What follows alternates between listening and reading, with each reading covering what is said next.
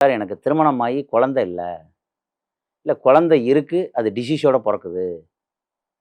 இல்ல குழந்தை இருந்து எங்களால அந்த குழந்தைய வந்து அதாவது நல்ல குழந்தையா அதாவதுன்னா உடம்பு எந்தவித அதாவது அந்த குழந்தை வந்து அபார்ஷன் ஆகுது. அந்த குழந்தைக்கு ஏதாவது மூளை வளர்ச்சி இல்ல. இந்த மாரிலாம் நெறைய கம்ப்ளைண்ட்டோட இருக்காங்க.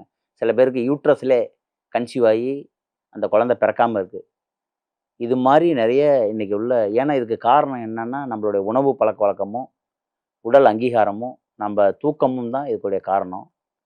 இதுபடி யார் யாருக்கெல்லாம் ஒருத்தருக்கு இந்த மாரி குழந்தைகளால ஆண்கள், பெண்கள் பாதிக்கப்படுறாங்கன்னா, யாருடைய ஜாதகத்தில சந்திரன், ராகு, சந்திரன், கேது சேர்ந்திருக்கோ, அவங்க மனக்குழப்பத்திலே இருப்பாங்க. டென்ஷனாவே இருப்பாங்க.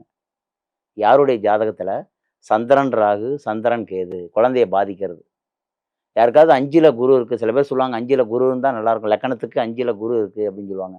5ல குரு இருந்தா குழந்தைய பாதிக்குமான்னா, ஆமா லேட்டா குடுக்கலாம், பின்னாடி குடுக்கலாம். கொஞ்சம் பின்னாடி ஒரு 5 வருஷம் குழந்தை இல்ல சார், 4 வருஷம் குழந்தை இல்ல. இந்த சர்ப்ப கிரகங்களான ராகு, கேது 5ல இருக்கு அப்படின்னு சொன்னாலும், லேட்டா டிலே பண்ணி குழந்தைய குடுக்கலாம். இந்த சர்ப்ப கிரகங்கள்ங்கிறது வந்து ராகு, கேதுங்கிறது நம்முடைய முன்னோர்கள் பாட்டன், பூட்டன்.